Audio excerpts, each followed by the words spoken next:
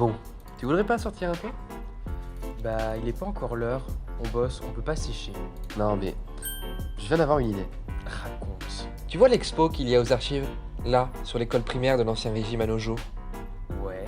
Et si au lieu d'essayer de faire parler des papiers et de faire un document style Arte dessus, on n'essayait pas d'innover? Oh, je crois voir où tu veux en venir. On prend celui-là, parce qu'il a appartenu à Marie Soboul, une figure du Gard.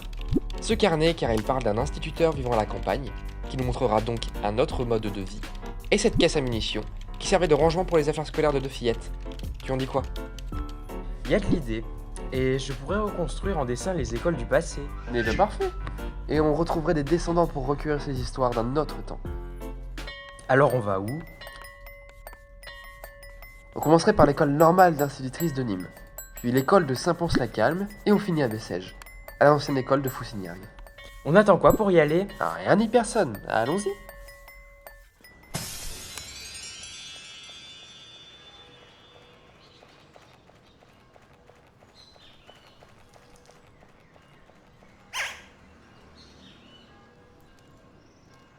Comment on commence un documentaire?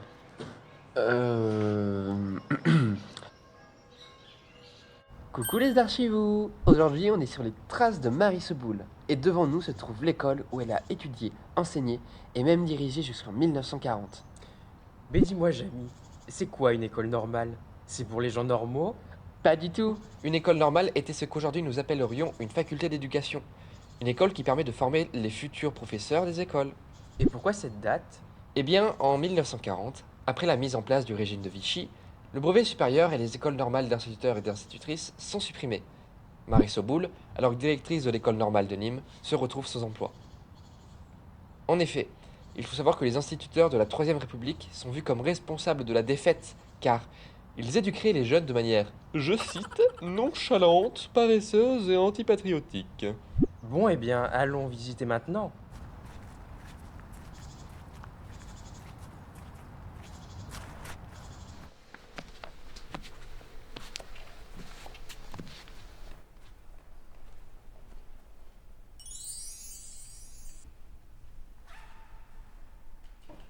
Ça a changé. Attends, je vais utiliser mes super pouvoirs de dessinateur temporel. Comment ça? Grâce à des photos d'archives, des plans d'époque, je vais pouvoir restaurer le passé. Regarde. Waouh!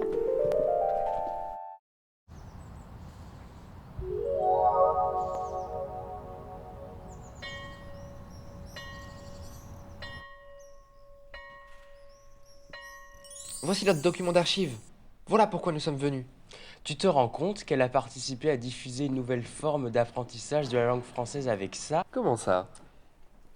Eh bien, au lieu d'apprendre les mots par syllabe, les élèves apprenaient avec des mots faisant référence à des objets précis. Comme ça, on pouvait savoir que ça, c'était une chaise. Et dans le monde autour de nous, une chaise ressemble à ça et se nomme comme ceci. Incroyable. Alors c'est parti pour notre prochaine destination, Saint-Pons-la-Calme.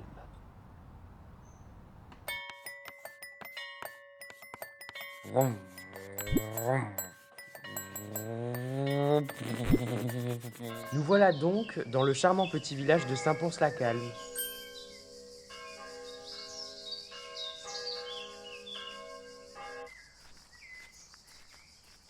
Tu veux une anecdote croustillante? J'adore les cracottes. Parfait. Eh bien vois-tu, l'école liée à notre deuxième don est l'actuelle mairie de Saint-Pons-la-Calme. C'était une école mixte qui a commencé son service en 1885. Malgré que l'architecte n'en faisait, apparemment, d'après les archives, qu'à sa tête. Et Eh bien, quelques années après, une école spécialement pour filles fut construite à côté. Mais la gare l'a laissée inachevée pendant des années, jusqu'en 1949, où l'école fut finie après plus de 35 ans d'arrêt. à quelques années, près, elle battait le record de la Sagrada Familia. Allez, viens, rentrons.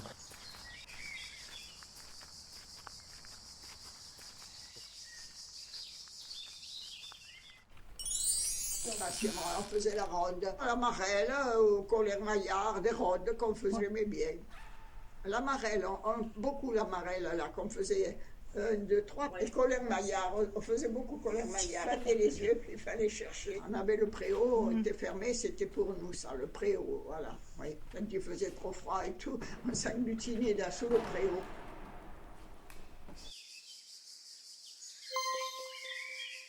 Alors, notre prochaine destination, c'est Bessèges. Fausseignard pour plus de précision. Mais oui, cette commune s'est fait rattacher à Bessèges. D'ailleurs, l'école que nous allons visiter date de 1901. C'est vieux tout ça. Mais dingue que ça soit encore là. On va pas se mentir, l'humain a une mauvaise tendance à détruire tout ce qui appartient au passé. Ah, c'est bien pour ça que les archives existent, pour sauvegarder notre passé, même celui qui semble insignifiant. C'est vrai, regarde, notre troisième et dernier don a failli finir à la benne lors d'un rangement d'une maison. Tu imagines? On aurait perdu un livre qui, sur un an, fut créé par un instituteur et ses élèves. Et on aurait perdu une trace de ses cours si particuliers, liant chimie à l'étude des animaux et aux artisans de la campagne. On aurait perdu la trace et le témoignage d'un monde rural qui ne ressemble plus à l'actuel. On oublie trop souvent que le passé nous permet d'en apprendre plus sur nous, nos ancêtres et leur quotidien. Oui, et d'ailleurs, pour notre dernière étape, nous partons sur les traces d'un certain Émile Salz, qui fut instituteur au début du XXe siècle. C'est lui l'auteur du carnet.